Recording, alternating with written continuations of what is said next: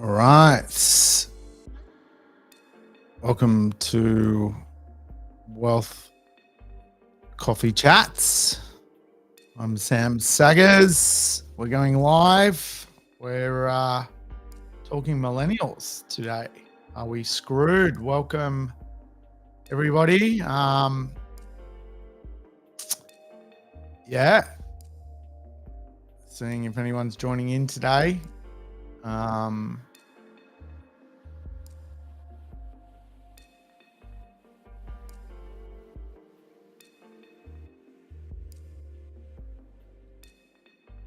Right. Got a few people joining in. Welcome aboard, folks.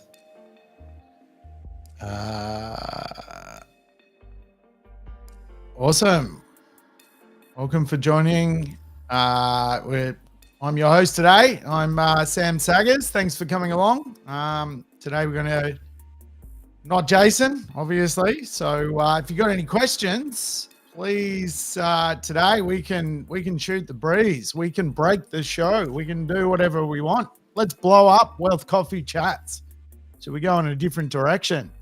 You guys want a new direction with Wealth Coffee Chats? Well, we can do anything. Any questions you've got on real estate, I'm here to help. But hey, welcome aboard, guys. We've got a lot of people popping in. Morning, Brad, Alex, Luke, Lynn. Thanks for coming along. Your usual host, Jason, is doing some coaching this morning, so I'm stepping into his shoes. But yeah, excuse me if I'm not used to the normal rhythm. But we're going to talk property. We're going to talk millennials. Are we all screwed? Well, I'll tell you what. There's a lot of spatial change when it comes to what's going on. Let's play the kickoff video, and I'll come back and we'll talk some real estate. Welcome to another Wealth Coffee Chats. Marvellous Monday. Hope you're well, folks, wherever you are. If you think it's Get Rich Quick, you're in the wrong place. This is the wrong podcast. This is the wrong live for you. Welcome to another Wealth Coffee Chat. Hope you're all awesome and well. Well, there we go. There's the official kickoff to the show. Millennials, are we all screwed? Hey, folks, if you got any questions, feel free to put it in the chat. But today I thought we would dig into really the idea of aggregate demand when it comes to real estate. It's really good to know what else is happening out there and where people are going to go, what they're going to buy. And quite often, we can get a bit of an uplift if we follow the trend of demographics. So today I want to dig into a little bit about that. We've got some questions flowing in. Alex, your thoughts on the proposed changes, rental reforms, laws in Queensland? Great question. I think sometimes when it comes to the rental market, I know Cass is on, I think he does actually Tuesdays. He's probably the best man to talk to. Actually, Wednesdays, and he's all over that legislation. I tend to find legislation, just from a macro point of view, just always coming at property investors. I think it's one of the annoying things about property investment, but I never let it derail me. I never stop investing because of, legislation changes that maybe support tenants staying in properties an extra 6 months, whatever it may be. So might pass on that one, Alex, but definitely a good question. I'll throw it over to Cass. Maybe he can do that next Wednesday. He's always looking for a few topics to rattle on and talk about. But questions, put them in the chat. I am Sam Saggers, if we haven't met. I'm the director here at Positive and also head of research and investment. So my job really is to go out and find really real estate concepts, put them together, and try and do my best to help people make some money out of real estate. So I spend a large part of my day just simply out and about, seeing what the real estate market has to offer. But I thought today, morning, Jeff. G'day to you. I thought today we would talk about these little pesky millennials. So what is quite interesting is the millennial is today the largest demographic cohort. And I think it's an important kind of concept to understand what the actual cohort of millennials are up to. In fact, if we wanted to look for the actual number one age in Australia today, it's 32 years old. There's 400,000 people today that are basically 32 years of age. And there's a nice little clue in that as to where to next for that part of the housing market. Obviously, 32-year-olds form that sort of family formation stage. So there's going to be a lot of interest for 3 and 4 bedroom products moving over the next decade. And I think if you are sort of building your property strategy, if you've got a next investment, maybe consider those 3 and 4 bedroom products, because a lot of millennials are going to be looking for that product as they form their families, which is really the next phase of demographic shift for that cohort, which is the largest cohort. So remember, we've got the baby boomers, we've got the Gen Xers, which I'm a Gen X, a little bit of a sort of, I won't say nothing generation, Gen X, but we're a small generation. Then below us, those people sort of in their 30s today, sort of pushing to their 40s, sort of spread out over that age group, is a large demographic, really big demographic, the millennial. And so if we go and think about where that spatial distribution is going to unfold, it's quite interesting when we look over the next decade as to where housing will be very, very popular. And so if we think about how a city works, you've got sort of your outer edge areas, which are typically quite affordable and full of 3 and 4 bedroom product. Then we've got the middle suburban realm, very expensive, controlled fundamentally by Gen Xers, but more so by the baby boomer cohort. And then that sort of inner area of our cities today has become a very luxury end of town to buy. I would say it's almost very difficult now to even buy a new apartment, say 5 kilometers to the CBD. It's just a very expensive part of town today in most cities. So I would say, that end of town, the inner, is becoming far more luxury. The middle is controlled by the baby boomer cohort, and the outer is really this demand-led space. So it's quite interesting to watch it unfold. And I think when I put my what's going to happen in 2030 hat on, it's quite an interesting kind of dynamic. So follow along here. The 2020s is when future suburbia, all these new suburbs are going to be very, very popular. And there's going to be a lot of capital growth in the outer suburbs in 2020, no matter what city it is. It could be Sydney, Melbourne, Brisbane, Perth. The outer suburbs are going to attract the biggest cohort of people. Remember, today there are 400,000 people that are 32 years of age, meaning 32-year-olds, two 32-year-olds together. There's probably a lot of action in that space, and they're going to have a few kids. So they're going to go, where can I buy a 2, 3, 4 bedroom product? They're not going to be able to do it in middle suburban Australia. The reason being is a house costs $2, $3, $4 million in middle suburban Australia. So they're going to go to the outer ring. So as an investor, I think you can make some lot of money on the suburban edge of our cities, the better master plan communities. So what's going to happen after that point? Well, that's a good question. In the 2030s, we're going to see the basically edge of the lifespan of the baby boomer generation. So a lot of the older baby boomers are going to start to pass away.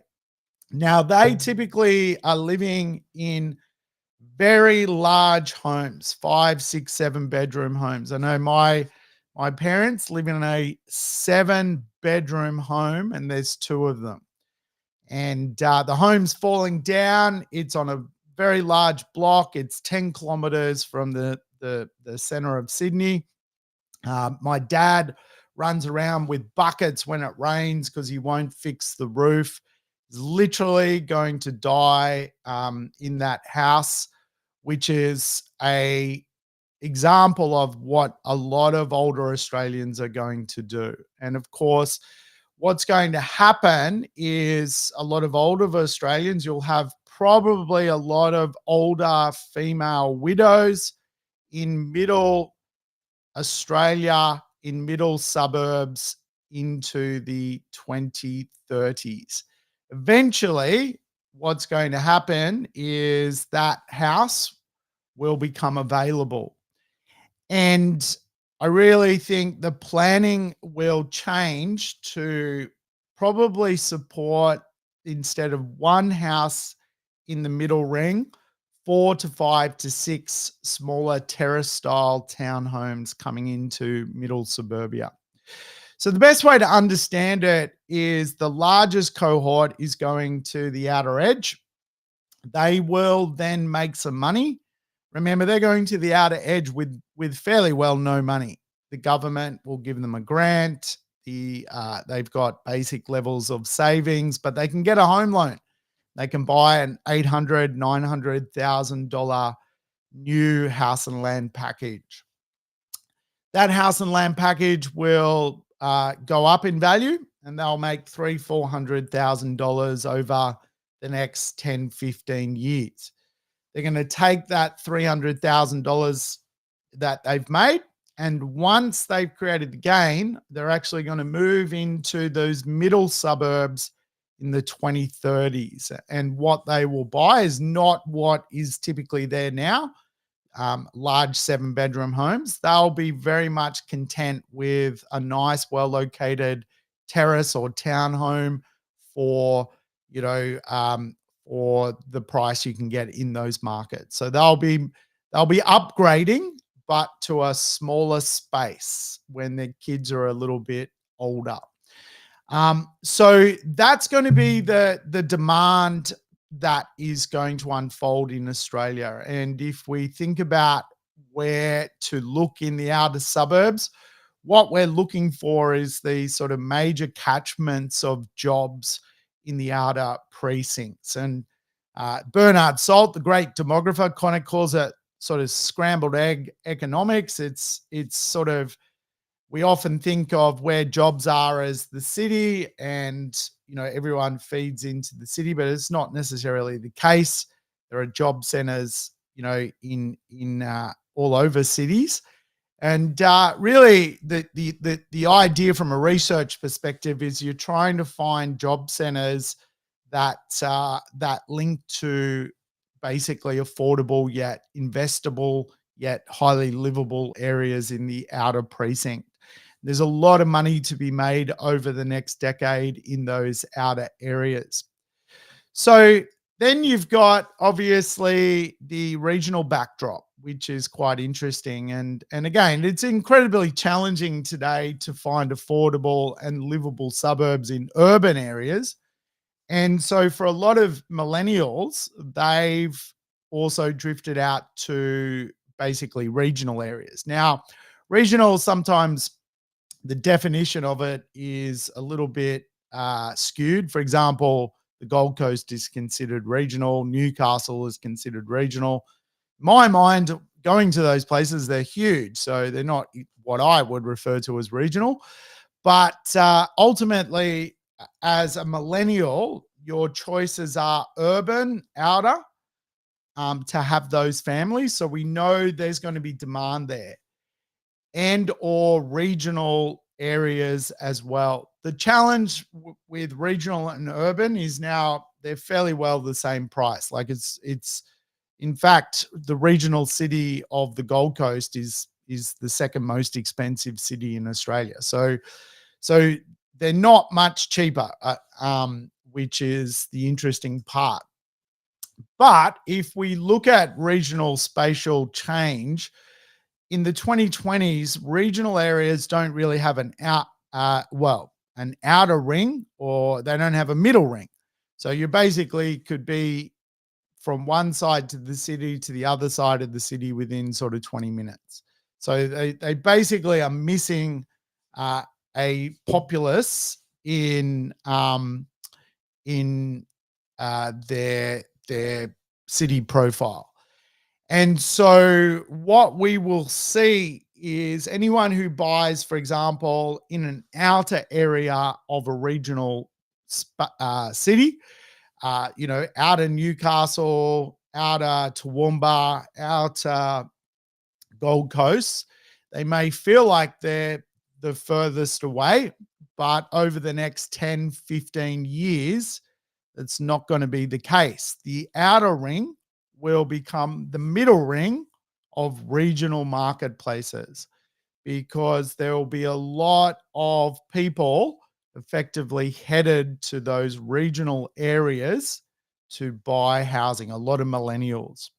So really the trick for property investors today is to consider where will the millennials go, and should we be investing alongside them?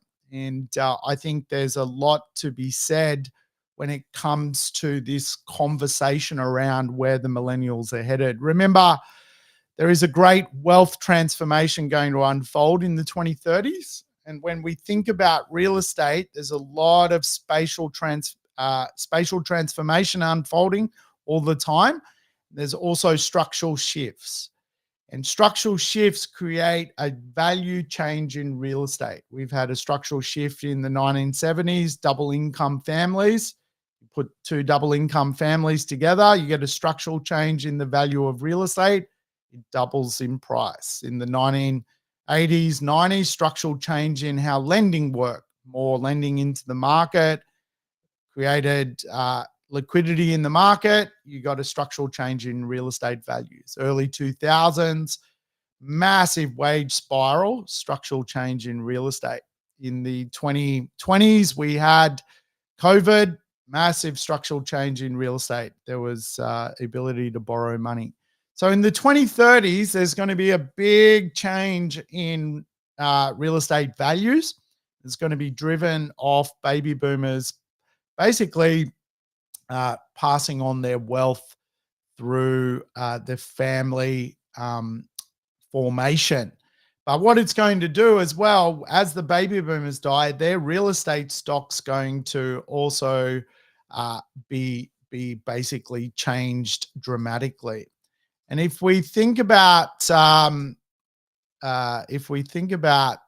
really just go through what that could look like, is a couple of economics forecasters have come out with some big capital growth rates over the next 3 to 5 years, because ultimately there's not a lot of product, and Australia is still very much connected to where the population growth is coming into the country. So look at some of these numbers. This is Oxford Economics. House price now till 2027, Sydney 1.369 to 1.9. Like, that is a massive, massive boom that Oxford Economics is predicting. Look at Melbourne, 915 to 1.28. Brisbane, 895 to 1.21. Some big numbers. Adelaide, Perth, big number, 707 to 1.05. Then if we switch to the apartment space, which is not being produced at the moment, this is supply data. You know, look at Melbourne. It goes from 612 to 780, a massive, massive capital gain. And so it's some interesting times ahead, folks. I wouldn't sit on the fence here if you've got some pocket money to put into the real estate market. There is some big growth forecasts based on what's going on. It's kind of sort of three parts to this puzzle: what Australia's going to do, and what you can buy, and of course, what aggregate demand will buy. Aggregate demand is fundamentally your downsizers, your right sizers, your upgraders, your first home buyers. I think from a millennial perspective, which is the biggest cohort, we know what they're going to do. They're going to be looking for those 3 to 4 bedroom products to have their little rat pack, their kids. So think about the 2020s. That aggregate demand is going to be looking a lot for 3 and 4 bedroom product. But as we know, what will Australia do? Well, past policies has been to basically stop the production of real estate, and it's really backfiring. You've had APRA, you've had building code changes, and really that in itself has stopped a lot of real estate being produced. Obviously, on the flip side of that, we've had things like COVID, interest rate cuts, and we always are fueling these concessions for first home buyers. But from a medium term, there's going to be a lot of planning changes for density, and we'll see that in the outer ring for the demographic being the millennial. The middle ring is going to end up being a place where there's more density, which is really how it's going to unfold.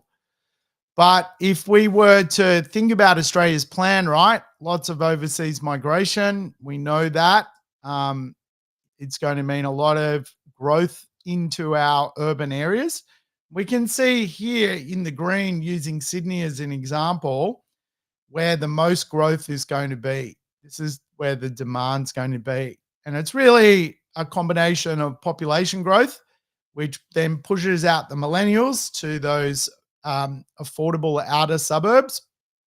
And then they're looking for the 3 to 4 bedroom homes. And again, because there's so much demand for the product, it'll push the value of the product up.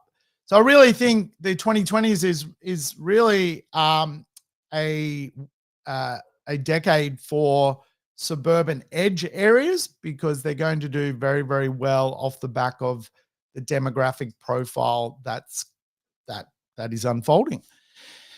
Now, obviously, a higher population can cause social challenges, social cohesion challenges. It certainly makes real estate less affordable. And so obviously, that's the downside of more people, a higher growth rate in your population base.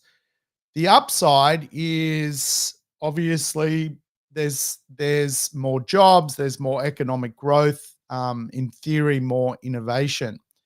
So Samir Chopra came along to our mentoring and sort of, explained this quite well. Really, the triple boost over the next 15 years for people is population, more jobs, and higher wages. And you can see the wage growth goes from, say, 2023, 96,000 as a average wage, to 2033, $132,000.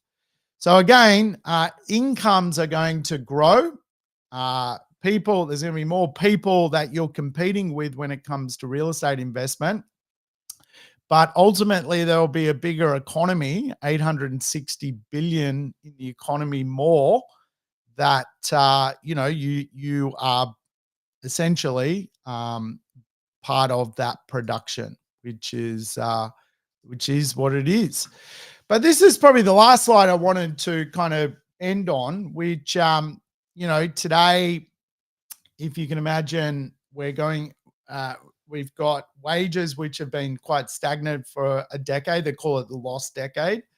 So if we go to the sort of bottom left corner of the slide, you'll see really between now and 2030, there's going to be income growth. So wages should grow. The millennials, which looks like it's spelt wrong there, but the millennials are having children. And what that's also doing, it means that there's a lot of mums and dads at work, and there's even a lot of mums who can't work today.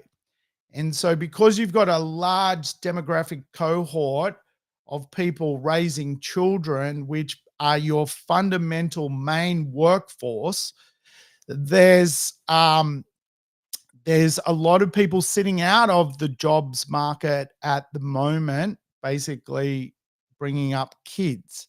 And again, this creates a skills shortage. And because there's basically a skill shortage, you get a low basically jobless rate. Like everyone's got a job. It's basically 0% unemployment virtually in this country. And then you're creating high migration with a demographic that fundamentally is raising children being your largest cohort. So what that does is it creates income growth, because there's too much work and there's not enough of essentially workers, which is the interesting kind of dynamic of that concept. So I know working with millennials, we're quite good here at Positive. We let them, bring their kids along, so to speak. There's a lot of work from home, which helps. I don't know, I was on Zoom yesterday and there must have been about 10 nude kids running around in the background, little 1 and 2 year olds. It's just like, it's part of our workforce, but I know for a lot of other workforces, it's very, very challenging because, those environments aren't supported. So if we go up to the top section, we look at the investment section. You want to invest in longevity assets, real sustainable longevity assets, because if we go to the flip side of that, it's going to be hard to do, for example, it's going to be hard to get trades. Like the trade boom is not going away anytime soon. And I don't know, if I was having a kid today, I'd tell him to become a carpenter or a plumber. There's going to be so much work for that space because of the skills shortage. And so I'm a big believer in avoid the skill shortage by owning a sustainable longevity asset. So I'm a big believer in buy something modern now or renovate now, because it's going to get harder as the 2030s come around, because you're going to have a real skill shortage of trades. We've got it now, a skill shortage of trades. And arguably a lot of people today, it's probably less glamorous than ever to jump into a trade. And that's a challenge. And so as time goes on, there's even more challenges ahead. So if we go back to Samir's, dialogue around why wage growth, that's why we're going to get wage growth. Skill shortage. There's going to be lots of jobs for everyone, and a higher population growing the economy. So that's it today, folks. I don't know how to end that, but that's the demographic profile of Australia today, those pesky millennials. Be part of the millennial economy is my advice. If you want to make some money, some of those 3 and 4 bedroom products today look pretty good. Remember, the inner and middle ring today, it's kind of unaffordable for them. So if you've got real estate there, it doesn't make it any less valuable. It actually makes it more valuable, because generationally speaking, there's just more money in those areas. They're becoming real wealth enclaves. All right, folks, that's it from me. Hope that was interesting. I'll stop sharing, and here I am. I'm going to say goodbye. Thanks for tuning in. You'll get your regular host back next week, but tomorrow we've got Brad, and he will be talking finance. I'm really enjoying Brad's topics, so tune in tomorrow for finance. Have a great day. Thanks for the shout outs. Awesome. Take care.